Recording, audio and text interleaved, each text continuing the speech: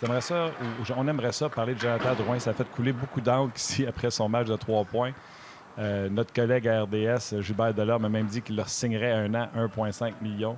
Qu'est-ce que tu retiens du jeu de Jonathan Drouin qui s'est avoué candidement de dire « Je le sais que c'est la date limite de transaction, puis je le sais que je pourrais me ramasser ailleurs. » Ouais. Puis, tu sais, là, je trouve ça intéressant parce que je m'en suis rendu compte, ça fait longtemps, là, ça fait 12 ans maintenant que je fais ce travail-là, qu'on est responsable de ce qu'on dit, mais pas de ce que les gens entendent. Des fois, on a l'impression qu'il y a une distorsion entre les deux, puis il y en a qui ont dit Jonathan Drouin a dit qu'il voulait se faire échanger. C'est pas ça qu'il a dit. Mais c'est un gars qui est au courant de ses affaires. Ouais. Il sait que ça n'a pas très bien été, physiquement, mentalement et sur la glace pendant les dernières saisons, qui est à une dernière année de contrat, puis que l'équipe est en reconstruction. Donc, c'est pas un fou. Il sait où il se retrouve. Il vient de connaître 2 soirées, 2 matchs de 3 mentions d'aide dans les 6 derniers. Il y a 12 points en 12 matchs. Puis il se dit, bien, si ça peut attirer l'attention de quelqu'un là ou cet été, tant mieux pour moi aussi. Puis là, je veux vous le dire tout de suite, là, il n'y a pas manqué de respect envers l'organisation du Canadien. C'est pas tabou. Malheureusement, j'ai fait partie plus souvent d'équipes à la date limite des transactions qui échangeaient leurs joueurs, qui allaient en chercher. Là. Puis, tu sais, que ce soit Mike Sillinger, Kevin Adams, quand il s'est envenu ici en Caroline, justement, les gars le savaient qu'à la date limite des transactions, il allait attirer l'attention d'autres. Alors, pour moi, il n'y a pas eu de faux pas de ce côté-là. Puis s'il y a une chose qui aide le Canadien en ce moment, c'est que Jonathan Drouin joue du bon hockey. Fait que ce soit au niveau de l'attention qu'il va attirer, du retour qu'il pourrait attirer, ou encore de ce qui va se passer pour le reste de la carrière de Jonathan Drouin. Moi, ce que j'aime, là, dans son cas, il est évidemment impliqué. Il touche plus souvent à la rondelle. Pas nécessairement en quantité, mais en qualité, surtout. Il touche à cette rondelle-là et il fait le bon jeu. Puis moi, je rajouterais même, puis on va en parler ce soir dans notre ouverture, que le trio de Drouin, Dvorak et Armia a été le meilleur à 5 contre 5 pour le Canadien dans le match de mardi contre les pauvres Blackhawks de Chicago. Alors voilà, dans le cas de Jonathan Drouin, on sait que c'est un joueur qui est capable, qui a des habiletés de passeur surtout et avant tout, les mises en scène. Il a de bonnes habiletés et clairement, un joueur en confiance, un joueur offensif, a besoin de confiance pour mieux jouer et c'est ce qu'on voit par le temps qui court dans le cas de Jonathan Drouin, qui est revenu de la pause en santé. On physiquement, oui, clairement, parce qu'il est là, puis on l'espère mentalement également. Écoute, moi, je dois vivre dans un monde de licorne comme toi, peut-être. J'ai rien entendu de pas correct de Jonathan Drouin. Puis ceux qui ont critiqué ça puis qui ont essayé de trouver des noises là-dedans, là, bien, je respecte votre opinion, mais je les ai pas lus. Je m'en suis pas occupé. On chiale que les gars en cassette qui font « je peux pas contrôler, je contrôle ce que je peux contrôler ». Puis là, on a un gars qui dit ce qu'il pense, puis ça chiale pareil. Écoute. Martin, je me suis fait accuser de bien des affaires, là, mais je suis un gars assez pragmatique. C'est vrai que je suis positif, mais je suis pas dans un monde de licorne. Je n'invente pas des affaires bien souvent dans ma vie. Fait que je suis un peu avec toi, puis tu as raison. Quelqu'un qui dit la vérité, qui dit les affaires telles qu'elles sont, c'est parfait. Ça veut, tu sais, un homme averti en vaut deux. Bien, c'était en plein ça, dans le cas de Jonathan Drouin, en tout cas. Alors, moi, j'ai aucun problème. J'ai aucun problème avec ses commentaires. J'ai surtout pas de problème avec la manière qu'il joue récemment. Ben, c'est ça.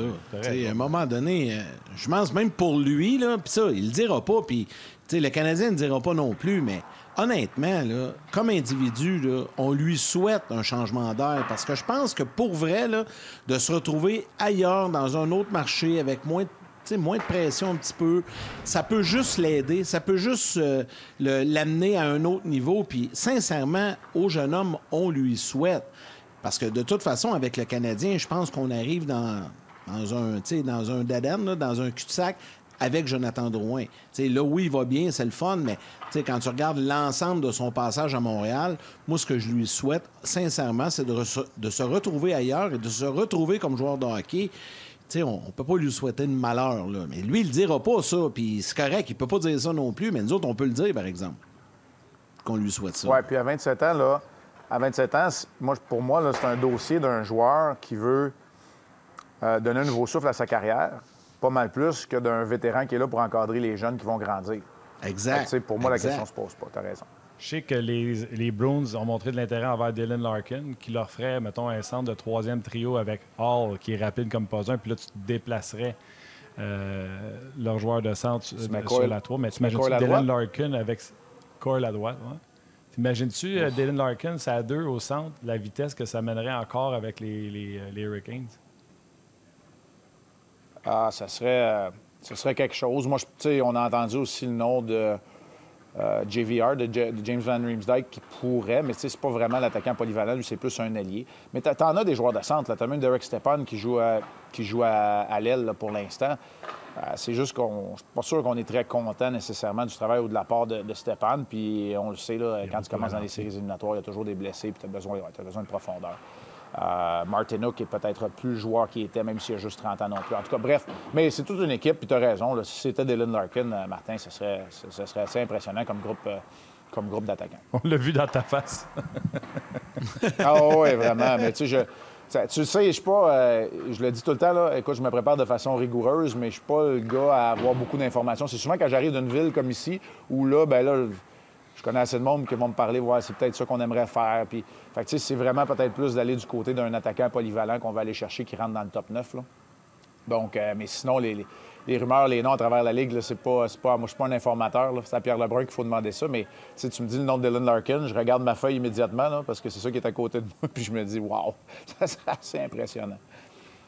Bien, commençons tout de suite, puis ça sera pas long le premier sujet parce qu'on a un peu la réponse à notre question. Je te demandais un matin, pourquoi Monahan fait le voyage s'il n'est pas pour jouer? Et ce matin, c'était son premier entraînement avec l'équipe. Fait qu'il n'est pas proche de jouer. Avec un chandail pas contact, il est toujours pas proche de jouer. Donc, je présume qu'avec le calendrier chargé qui s'en vient, dimanche à la pratique, je ne sais pas comment elle s'appelle, Métro, IGA, Humpty, Fruity Old A's, je vais toutes les nommer, ils doivent se dire on n'a pas beaucoup d'entraînement, donc on va l'amener sur la route pour pratiquer, sinon je ne comprends pas pourquoi on l'amène. Bien, il y a plusieurs raisons. Une, c'est de remettre le gars dans le bain finalement de la vraie vie d'un joueur. Donc, la route fait partie de ça. Deuxièmement, c'est le fait que tu as toujours des étapes dans ta réhabilitation. Et dans les étapes, tu as ton hors-glace, toute la thérapie. Après ça, tu as l'hors-glace qui est dans le gym, renforcement et tout ça. Ensuite, tu as sur la glace, seul ou avec le thérapeute ou avec peu importe qui l'entraîne. Puis après ça, tu tombes avec les autres qui sont blessés, qui sont en réhabilitation à l'extérieur de l'équipe.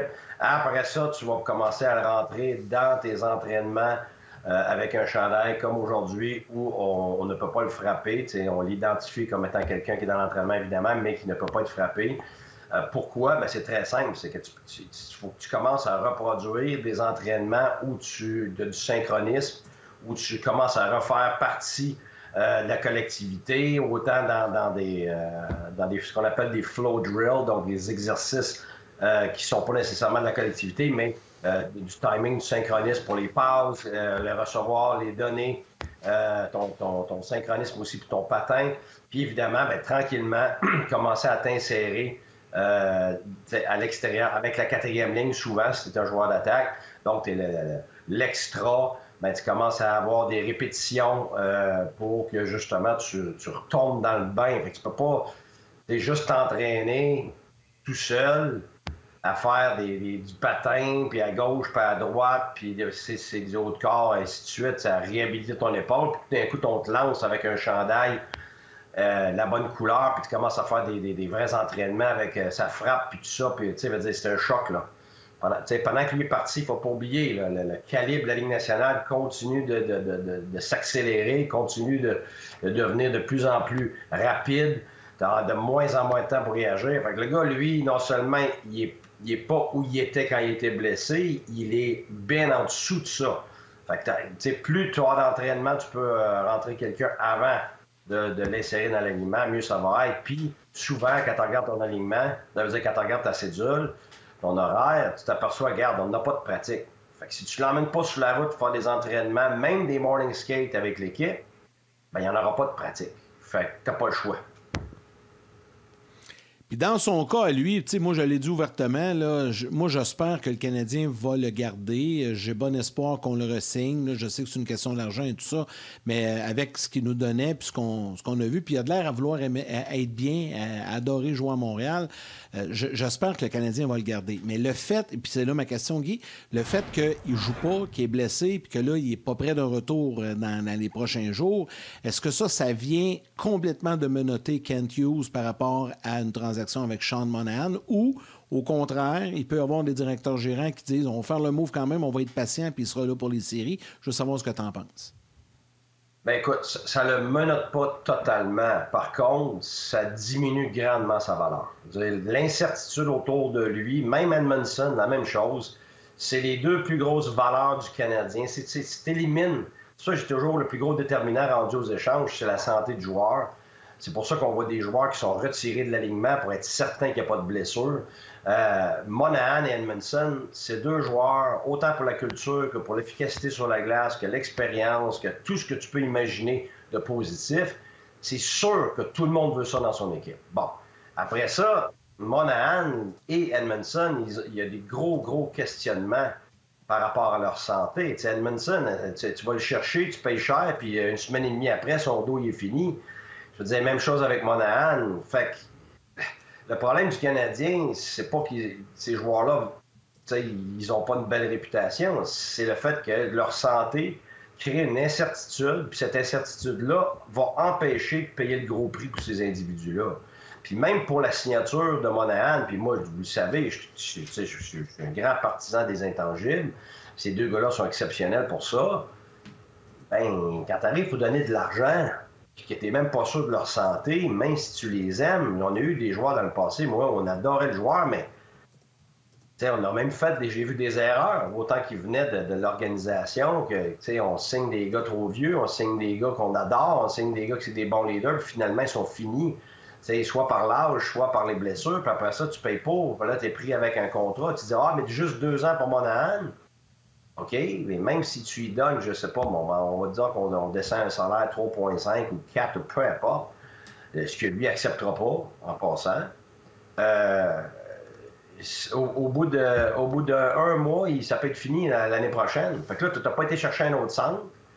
Tu as de l'argent qui traîne. Écoute, c'est des grosses implications. Fait que le plus gros déterminant, c'est la santé. Et en ce moment, ça va demeurer un problème. Même si mon âme joue pour le dernier petit bout, puis qu'il a l'air d'être correct, moi, je suis un gérant dans l'autre équipe. Il y avait des problèmes à Calgary. Il y a des problèmes depuis que tu es arrivé à Montréal. Même chose avec Edmondson. Je veux dire, je vais les prendre, mais je ne payerai pas cher. Je vais les prendre s'ils sont pas chers pour finir l'année. C'est un peu ça le problème du Canadien.